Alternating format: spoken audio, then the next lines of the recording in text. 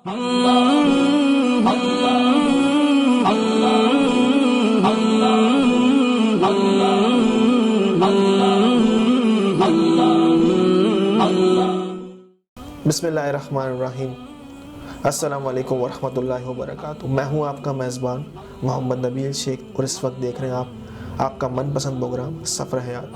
आज सफ़र हयात के मेहमान जो हमारे दरमियान मौजूद हैं, आलम इस्लाम के मुमताज़ आलिम दीन अल्लामा जुनैद रज़ा कादरी साहब।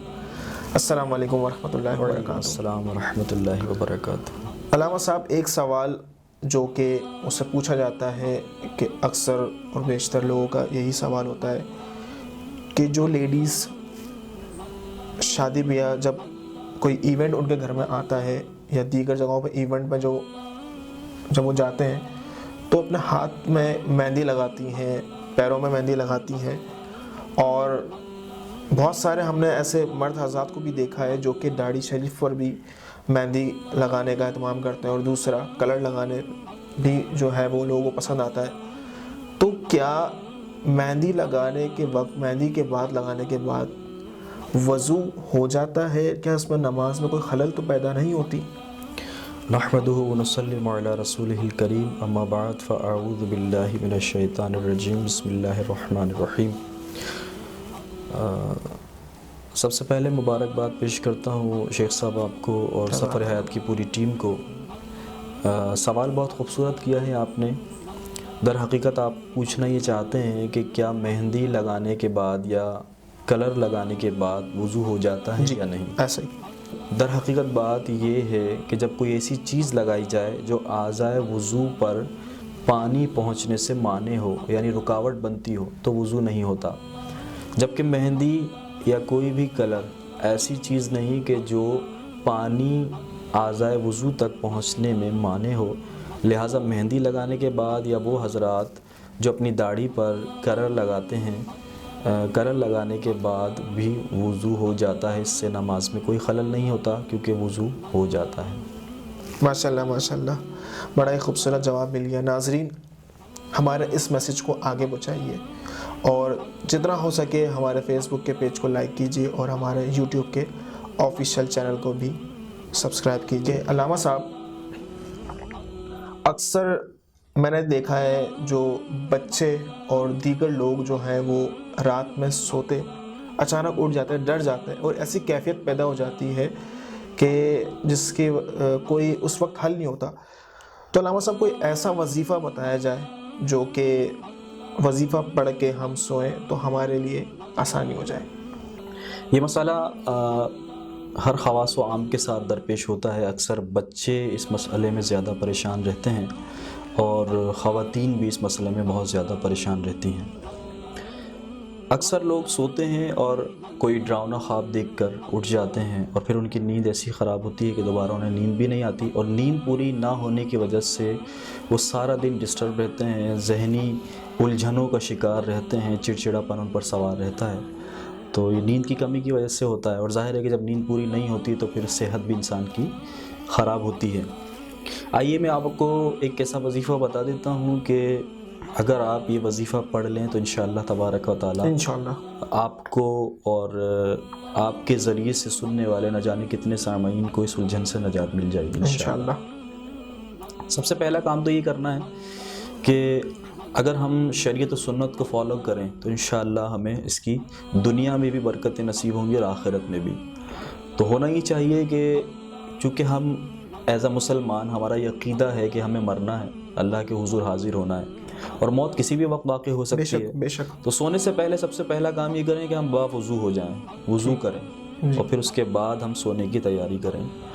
और सोते वक्त जो हमारा सोने का अंदाज़ हो, जो सोने का तरीक़ा हो, वो ये हो कि हम दाईं करवट पर यानी सीधी जानिब करवट लेकर सोएं कि ये सुन्नत रसूल सल्लल्लाहु अलैहि वसल्लम है। इसकी बरकत से इंशाअल्लाह ताला हमें बुरे ख्वाबों से नजात मिलेगी।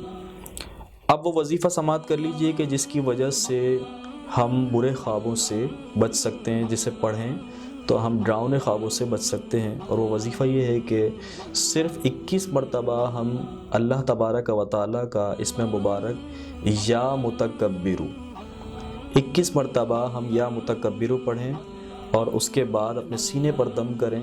اور چھوٹے بچے چونکہ پڑھ نہیں سکتے تو پیرنٹس ان کے والدین میں سے کوئی 21 مرتبہ یہ پڑھنے کے بعد اس بچے کے سینے پر دم کر دے تو انشاءاللہ تبارک و تعالی ڈراؤنے خواب دیکھنے والا ہر وہ شخص، چاہے وہ بچہ ہو، چاہے وہ بوڑھا ہو، جوان ہو، مرد ہو یا عورت، انشاءاللہ اس برے خواب سے اسے نجات مل جائے گی. ماشاءاللہ ماشاءاللہ ماشاءاللہ.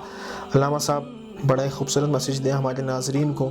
مجھ سمیت بہت سارے لوگوں کے یہی ذہن میں ایک چیز آتی ہے اور پریشانی رہتی ہے کہ اگرچہ میں کسی انٹرویو کے لیے جاتا ہوں یا کوئی اپنا کام ایسا کرنے کے لیے جاتا ہوں، بالخصوص انٹرویو کے اوپر میں بات کرنا چاہوں گا کہ انٹرویو کے لیے جب جانا چاہے تو ہم ایسا کیا وظیفہ پڑھ لیں جس سے ہمارے لیے اس انٹرویو میں آسانی ہو جائے اور ہمارے لیے روزی رزق کے دروازے بھی کھل جائیں.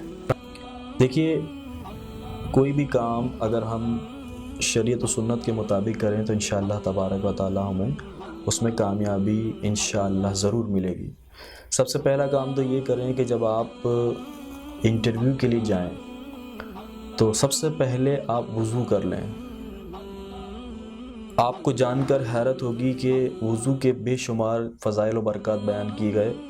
ان میں سے ایک فضیلت یہ بھی ہے، ان میں سے ایک برکت وضو کی یہ بھی ہے کہ اگر کوئی شخص وضو کر لے تو اس کا کانفیڈنس لیول ہائی ہو جاتا ہے. واہ واہ واہ ماشاءاللہ. تو جب آپ کسی کے پاس انٹرویو کے لیے جاتے ہیں تو در حقیقت انٹرویو لینے والا آپ کا کانفیڈنس لیول چیک کر رہا ہوتا ہے. ایگزیکٹلی ایسا ہی ہے.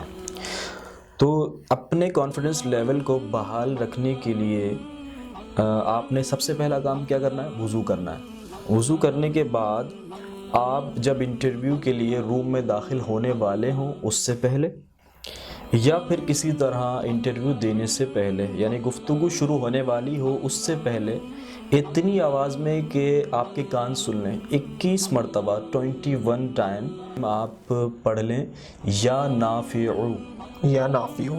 یا نافعو 21 مرتبہ جب آپ یہ پڑھ لیں گے تو انشاءاللہ تبارک و تعالی نہ صرف انٹرویو بلکہ ہر جائز کام سے پہلے جس سے پہلے آپ یہ پڑھ لیں انشاءاللہ اس میں کامیابی یقینی ہوگی. میرا بارہا کا تجربہ ہے اور جس کو بھی میں نے یہ وظیفہ بتایا الحمدللہ اس نے مجھے خوشخبری دی. ماشاءاللہ ماشاءاللہ ماشاءاللہ. علامہ صاحب نے بڑا ہی پیارا ایک اور ہمیں وظیفہ دے دیا ہے. بلکہ میری تو خواہش یہ ہوگی کہ یہ وظیفہ تو ہم ہر اچھے کام کے لیے جب اسٹیپ لیں تو پڑھتے ہوئے ضرور چلیں تو اللہ رب العزت ہمیں برکت بھی دے گا. ناظرین ہمارے اس میسیج کو آگے پہنچائیے اور ہمارے فیس بک کے آفیشیل پیج کو لائک کیجیے اور ہمارے یوٹیوب کے چینل کو بھی سبسکرائب کیجیے. بہت ساری دعاؤں میں ہمیں یاد رکھیے گا. السلام علیکم ورحمۃ اللہ وبرکاتہ.